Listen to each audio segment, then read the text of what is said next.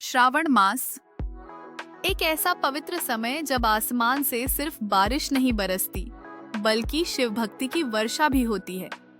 कहते हैं इस मास में भगवान भोलेनाथ की उपासना करने से जीवन के सारे दुख मिट जाते हैं। ये वो महीना है जब शिवलिंग पर जल चढ़ाने से मोक्ष की प्राप्ति तक हो सकती है। भक्तजन हर सोमवार व्रत रखते हैं। मंदिरों में यूएम नमः शिवाय की गूंज होती है और दिलों में आस्था की ज्योति जल उठती है। यही श्रावण मास का सौंदर्य है, भीतर और बाहर दोनों का शुद्धिकरण। भोलेनाथ वो देवता जो तपस्या में लीन रहते हैं, जिनका गुस्सा भी करुणा से भरा होता है। जटाओं में गंगा, गले में नाग, शरीर पर भस्म, भोलेनाथ की हर एक बात गहराई से भरी है।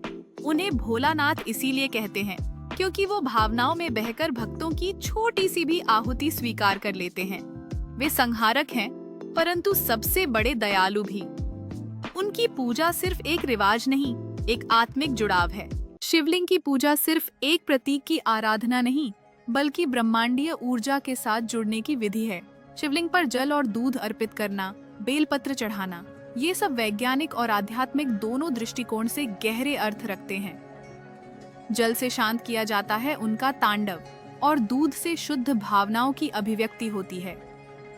बेलपत्र 3 पत्तों वाला होता है, मन, वचन और कर्म की शुद्धता का प्रतीक।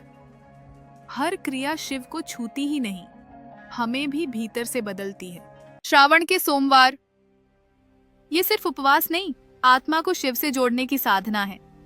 भक्त सुबह सुबह स्नान कर शिवलिंग पर जलाभिषेक करते हैं, नमः शिवाय का जाप करते हैं और दिन भर सात्विकता का पालन करते हैं। माना जाता है कि इस दिन व्रत रखने से भगवान शिव प्रसन्न होते हैं और मनोकामनाएं पूर्ण करते हैं। विशेषकर कुंवारी कन्याएं शिव से योग्य वर की कामना करती हैं। ये व्रत श्रद्धा, संयम और समर्पण की मिसाल है। बेलपत्र भोलेनाथ को अर्पित होने वाला सबसे प्रिय पत्र। इसकी 3 पत्तियां ब्रह्मा, विष्णु और महेश का प्रतीक मानी जाती हैं। जब इसे मंत्रों के साथ शिवलिंग पर चढ़ाया जाता है तो ये साधक के मन, वचन और कर्म को शुद्ध करता है। रुद्राभिषेक में जल, दूध, शहद, घी और दही जैसे पंचामृत से शिवलिंग का स्नान कराया जाता है। हर घटक एक भाव का प्रतीक है। ये पूजा सिर्फ पूजा नहीं, चेतना को ऊर्जावान करने की प्रक्रिया है। हर साल श्रावण मास में लाखों शिव भक्त गंगा जल लेकर पैदल यात्रा पर निकलते हैं। इसे कांवड़ यात्रा कहते हैं। ये यात्रा केवल शारीरिक तपस्या नहीं, आत्मिक समर्पण की चरम सीमा है। भक्त बोल उठते हैं, बोल बम, और कई किलोमीटर चलकर जल को शिवलिंग पर अर्पित करते हैं। इस यात्रा में दर्द होता है, थकान होती है, लेकिन भक्ति की शक्ति हर बाधा को पार कर देती है। ये अनुभव हर कदम पर शिव की अनुभूति है। शिव के लिए अमीर गरीब, जात पात, ऊंच नीच कोई मायने नहीं रखता। उनके दरबार में हर कोई बराबर है, चाहे वनवासी हो या राजा। सच्चा भक्त वही है जो सच्चे हृदय से पुकार करे।